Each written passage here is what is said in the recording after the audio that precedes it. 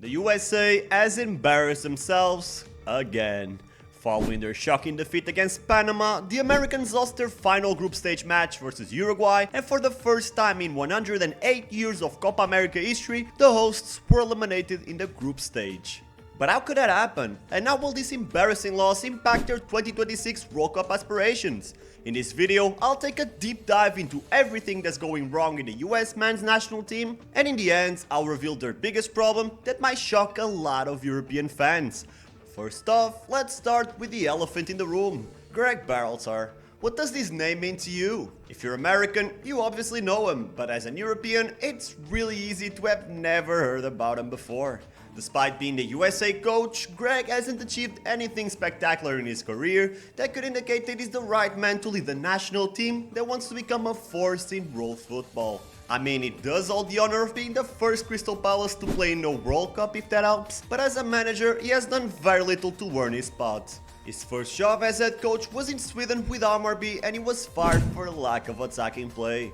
Then he returned to his country to take over Columbus Crew as both sporting director and coach in a relatively successful tenure where he took the team to the playoffs in 4 out of his 5 years in charge. But still, he couldn't win the MLS Cup in any occasion. So why was he appointed? Are you really telling me that there's not a single manager more equipped for this job? South Korea are gut seating before the 2002 World Cup. Even fucking Trinidad and Tobago managed to appoint Leo Ben Acker, former Real Madrid and Netherlands manager. So why would a rich federation settle for this guy? Well, there's a phenomenon as old as time that is very prevalent in many organizations called nepotism. The practice of favoring relatives or friends, especially by giving them jobs, positions or other advantages regardless of their qualifications or merits. And that's exactly what Jay Berhalter, one of the most important executives in the United States Soccer Federation, did back in 2018. Big brother Jay hired Ernie Stewart as the national team's director, who then appointed Greg. Fast forward 4 years and Greg Berhalter left the national team after his contract had expired. But even then, just a few months later, Greg was once again appointed, this time by the new director Matt Croker, who was also hired by Big brother Jay. I know it sounds bad, but that's just what you should expect from the USSF. Not only do they let nepotism run wild and clearly lack the necessary knowledge to permanently elevate the USA as a footballing nation, but they constantly prioritize profits over development. For example, there are no relegations or promotions in the MLS, and having a good performance in the league doesn't translate to a place in the Libertadores. Instead, the best teams in the country will fight for a paper trophy with the best teams from Mexico, while some smaller clubs from other countries in Central America make a cameo appearance. I'm talking about the Concacaf Champions Cup, which obviously will never carry the same prestige as other continental trophies because the winners always come from the same 2 places. The dynamic hinders the development of American prospects because instead of having to face tough conditions and opponents, they always remain the bigger fish in a small aquarium. As a consequence, it's completely understandable how at the international level, the Gold Cup carries the same excitement as the aforementioned CONCACAF Champions Cup. You'd have to go back to the year 2000 to see a winner different than Mexico and the USA. In fact, that's literally the only time a nation other than Mexico and the USA won the tournament in 33 years of history.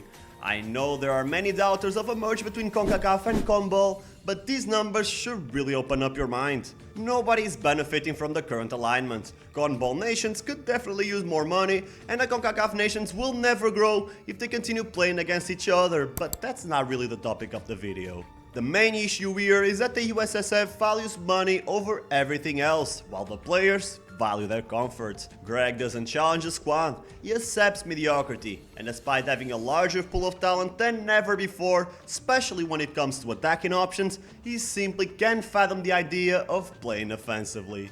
If this were happening in a nation with standards when it comes to football, the players and fans would rapidly force the manager's exit. But as it stands, I just don't think they care too much, to be honest. And even though the football fan base is growing in America, it's not like the USA being eliminated in the Copa America group stage will cause a big impact in the entire country. Honestly, I could bet that many Americans don't even know that the tournament is going on right now in their country. So without public scrutiny, it's normal that the standards will always be as low as the people in charge want them to be.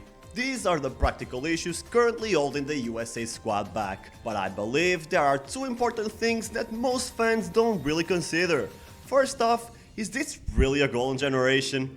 I get it that most fans believe this is the best crop of American footballers of all time. It's easy to assume that just by looking at the clubs these players are representing at a relatively young age. But when I look at their squad, I don't see world-class players after world-class players. Sure, Pulisic had a few good seasons here and there throughout his career, but he hasn't shown consistency yet. Other than him, all you see is potential this, potential that, but none of these players are stars in top clubs, nor do they play as a well-organized unit when they're representing the country. I think you could argue that both the 2002 and 2014 squads were much better as a whole than the current one, even if the players representing them at the time were arguably weaker than the current ones. And ultimately, the youth system in America is completely broken. Do you think these talents are the best that America has produced in their entire history? Imagine if all the poor kids had access to youth development programs. In Europe, everyone can play football as a kid. No club will put you in debt just to have your kid playing for them. If Cristiano Ronaldo were American, he would have never developed into what he became because his parents could barely afford food for their kids, let alone paying thousands of dollars every month for him to play at some low-level academy. I know it's hard to believe, but even though American parents almost have to sell a kidney for their kids' football tuition, the conditions aren't nearly as great as you'd expect. Most coaches aren't that experienced, the facilities aren't above what you see in Europe, and all of the long stay trips that the kids have to make to play with other clubs are paid by the families, not by the clubs. Honestly, this right here is really the bigger problem.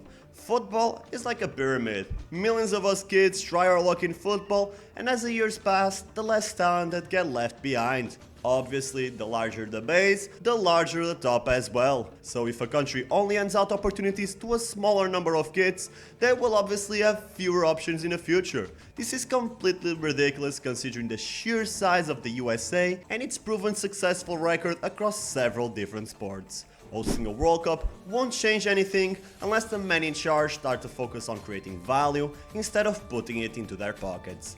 And that is it for the video. Don't forget to like and subscribe to Thorn FC for more football content from all around the world. And as always, thank you for watching till the end, I appreciate you, and I will see you on the next one.